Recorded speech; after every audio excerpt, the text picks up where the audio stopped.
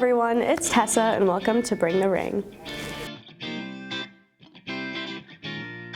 Winter is coming up fast, which means there's a lot going on here at Sanborn. With the cold weather coming up, our winter sports beginning, holiday concerts, and a new year coming, we've plenty to fill you in on. Up first, let's talk to some students to find out how our chorus and band are preparing for the upcoming concerts. This week, Sanborn Spotlight showcases the choir and the band. These students spent countless hours in preparing for their performances, and their holiday concert is coming up in the next few weeks. We wanted to spotlight these hardworking musicians, and you can see them live on the 7th and on the 14th in the auditorium. At school, we practice every other day or whenever FLT happens, but it's 80 minutes for the actual class period, and FLT is usually 40 minutes to about an hour.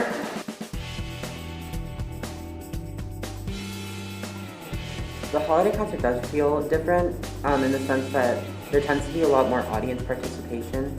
We sing like Christmas carols and stuff, and sometimes we get the audience involved. So that's one thing that would set it apart. How are you preparing our students for the concert?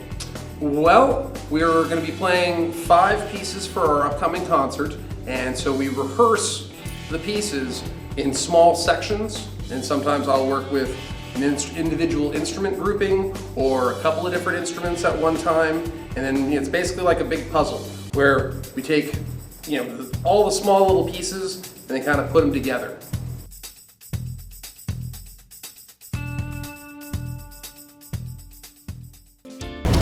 Thank you for that. Make sure you go and support our band members for all the hard work they put in. Winter sports have begun. We've had a solid start to this season with all our teams working hard. Our girls and boys basketball teams have been putting up a tough fight along with the Spirit Squad who has been there to support them. We also have our hockey team, bowling team, indoor track, and swimming team working hard. Be sure to come to support and bring your Sanborn spirit. We have an exciting season ahead of us. We are already halfway through this quarter, so be sure to continue checking in with teachers. You may have noticed a change on our last report card, so let's check in with some students about what that's about.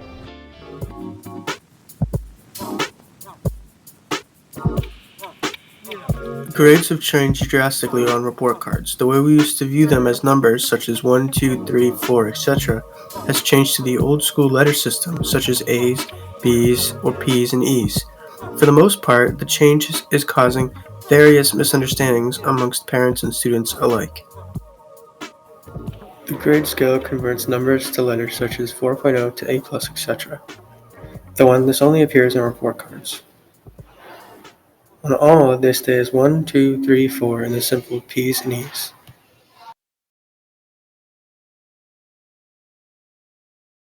Do you prefer the number or letter grades? Why? Okay, well, I really don't have an opinion either way because in my opinion, it just doesn't matter. I think of it in terms of the letters just because when we first adopted the system, we were encouraged to only think in the terms of the letters and what they stand for. I definitely prefer the numbers over letters because with the numbers for grading, I only needed a 2 to be passing, where now with the letters, I have to have at least a 2.1, 2.2. When it comes to the letter grades or number grades, I would definitely prefer the letter grades just because it's a lot more helpful to understand where you're at, and there's a lot more that comes into it, especially with parents seeing your grades and they can understand them more, and other schools use it, so it's a lot easier to compare. And it's been that way for a while using letter grades, and we're one of the only schools who don't use it, so it would make me feel a lot better to have letter grades. Do you know what each letter corresponds to in terms of a grade? God, you mean grade is in terms of the number, or? Well, I think an E is a 4.0, but other than that, once again, without looking at a little chart, I have no idea. I don't. I'm sorry. Letters corresponding to number grades, I would feel like an A, plus would be a 4. So I think an A would be a 4, A B would be like a 3.5 to 3. An A like minus would be like a 3.5-ish. Oh, I don't actually know. But I'm not really entirely sure, but I feel like it's so much easier just to like see the letter grades because it helps you know where you're at more and with the numbers. How does this change affect the way you grade? Well, when we first went to the system of the EPBP, the biggest change was having to write a rubric for each, well, we called them summatives back in the day.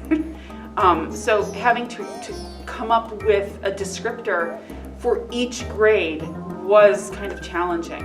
At first it was a little bit confusing, but it definitely makes things a little bit more difficult, like sports-wise and stuff. I feel like the changing grades affects me and my family in a positive aspect because my mom would always get so confused and she wouldn't understand when I got report cards what was happening. So I would say that it affects us all in positive ways. Based on the responses we received, we can conclude that there is definitely some mixed feelings and some confusion in regards to the recent changes in the grading system. However, for some, the change is a positive one. Thanks for that important update.